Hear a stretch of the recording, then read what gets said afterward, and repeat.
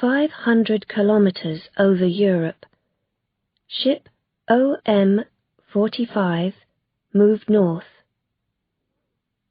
In a room at the back of the ship, Kia watched the numbers on the computer in front of him. "Time for dinner," Rilla said. The numbers changed quickly, and Kia's eyes didn't move. Rilla went across the room to his table.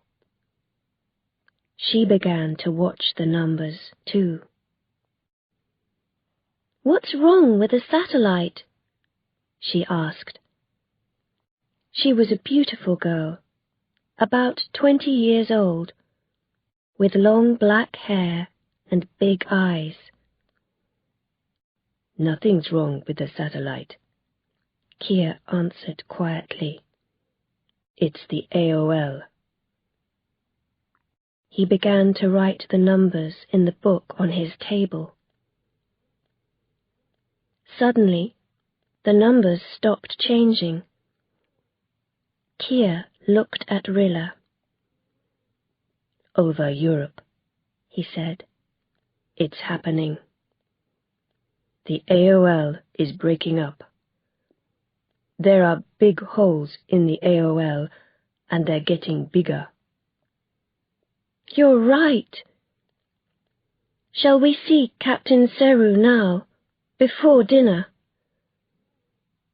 Kia stood up. He was nearly 2 meters tall, with dark eyes and hair. "Yes, come on," he said. Quickly, they went to Captain Seru's room. They waited at the door. "Come in," Captain Seru called. She was a little woman with a fat face. "Come in. Would you like a drink?" "No, thank you," Kia answered. "I'd like you to look at these numbers." Kia gave Captain Seru his book. Captain Seru looked at the numbers. Suddenly, her face changed. No, she said. "I don't want to talk. It's late and I'm tired. Sit down and have a drink." Kia and Rilla sat down. There was a big window in Captain Seru's room. Kia looked out of the window at the dark sky. He saw the moon. It was cold and white in the dark sky. "Captain Seru," he began, "it's important. Look at those numbers carefully. The AOL is beginning to—" "Stop!" Captain Seru stood up and put her hands in her pockets. She went to the window and looked at the sky. 300 years ago, Earth nearly died, Rilla said. Earth stopped dying because of the AOL, but now, over Europe, the AOL is breaking up. We would like you to talk to Earth Commander. Captain Seru did not move. "Do you remember Adai?" she asked. She didn't wait for an answer.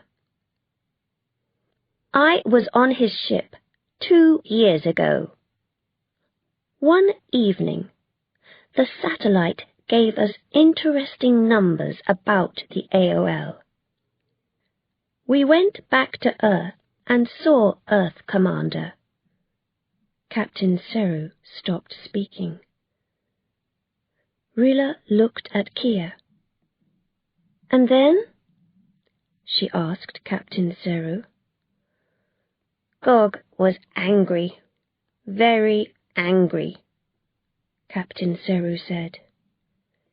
In the end, he sent Adai to the moon. Adai's there now, commander of the moon colony under the moon. Kia waited for a second or two. I know about Adai, but we need to talk to Earth Commander again. These numbers are worse. Captain Seru's face went red. You don't understand. I'm not going to talk to Gog. Last time, he sent me to a weather ship in the Antarctic. This is my first ship for 2 years. And Captain Seru began drinking. Kia stood up. Thank you, Captain Seru. Captain Seru said nothing. Kia and Rilla left the room and walked slowly downstairs. The ship was dark and quiet. It was 8 o'clock, and everybody was at dinner. What are we going to do next? Rilla asked. I need to talk to Adai, Kia said. Okay, talk to Adai, but he's far away on the moon colony, Rilla said. Let's visit Commander Zadak. Zadak? Commander of Australia? He's famous. Yes, he's my father's friend.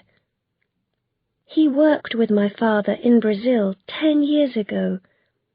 Perhaps he can help us. Kia smiled. Good. We return to Earth next week. I can phone Adai from Kisangani, and then we can go to Australia. But now I'm hungry. Let's get some dinner.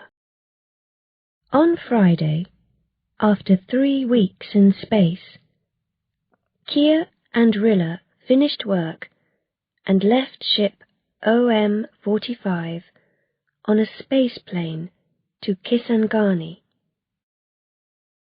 Kia phoned Adai, and Rilla phoned Commander Zadak in Australia.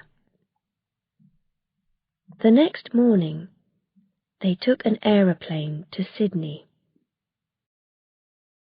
A taxi took them from the airport to Commander Zadak's office, some kilometers north of Sydney. Wait for us here, Kia said to the taxi driver. Kia and Rilla walked to the gate. About 10 guards stood in front of the gate. Across the road, a train waited. Rilla, OM-45, Rilla said.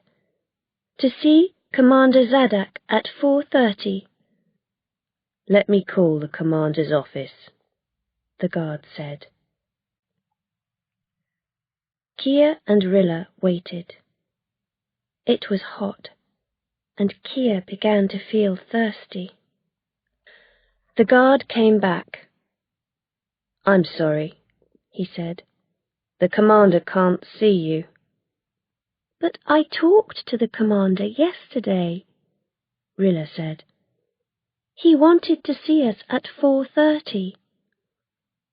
The commander is leaving on the train in 3 minutes, the guard said. Can we wait and see him here? Kia asked. No, the guard shouted. Get out of here. Kia and Rilla walked back to the taxi. Where's the driver? Kia asked. Look, he's sitting by that wall, Rilla said. Just then, Commander Zadak came out of the gate. He was a very tall, big man with blue eyes and a lot of white hair. 2 guards marched in front of him, and 2 guards marched behind him. They all carried guns. "There he is!" Rilla cried. "Commander!" And she began to run along the road to him. Commander Zadak did not stop. A guard opened the door of the train, and the commander got in. Slowly, the train began to move. Kia ran to the taxi and jumped in.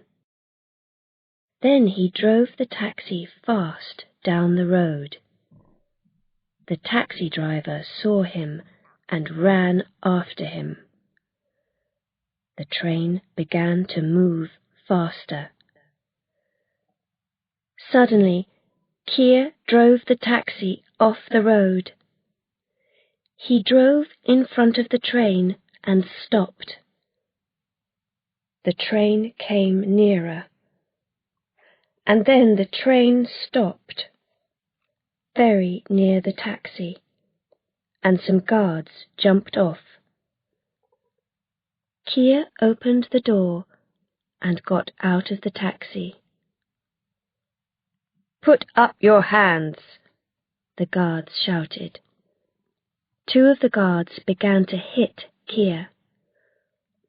"Stop that," someone shouted. "Bring him over here." It was Commander Zadak. Kia stood in front of the commander. Just then, Rilla arrived. "Oh, it's you," Commander Zadak said. He did not smile. "Rilla, your father's going to be angry." "We want to talk to you, Commander," Rilla said. "It's very important." "Very well. I'm listening." Kia began to talk. 2 years ago, I told you about the holes in the AOL. Now they are worse. The AOL is breaking up over Europe. Please look at these numbers and this satellite picture.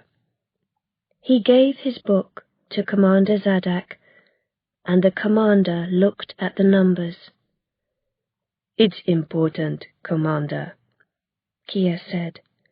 "In 10 years, Earth is going to die." "You stopped my train because of this?" Commander Zadak asked. 2 years ago, Adai talked to me about the AOL. Then he talked to Earth Commander. And what happened? Where is Adai now? Is the moon colony helping the AOL? "We know about Adai, Commander," Rilla said. "But someone needs to talk to Earth Commander again."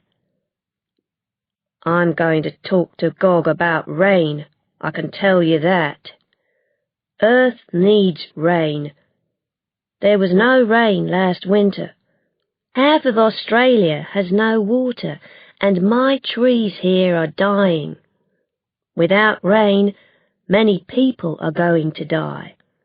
Is Gog going to understand that? I don't know." Commander Zadak began to walk back to his train. "Move that taxi," he called to his guards. Some guards moved the taxi back to the road, and then they jumped onto the train again. The train began to move. "Okay," the taxi driver shouted. "What are you going to do next? Drive my taxi into the river?" Kia smiled. He took some money from his pocket and gave it to the taxi driver. The taxi driver looked at the money. Okay, he said. "Where now? Back to the airport? Kia took Rilla's hand. Yes, he said. Let's get back to Kisangani. We can phone Adai again tomorrow.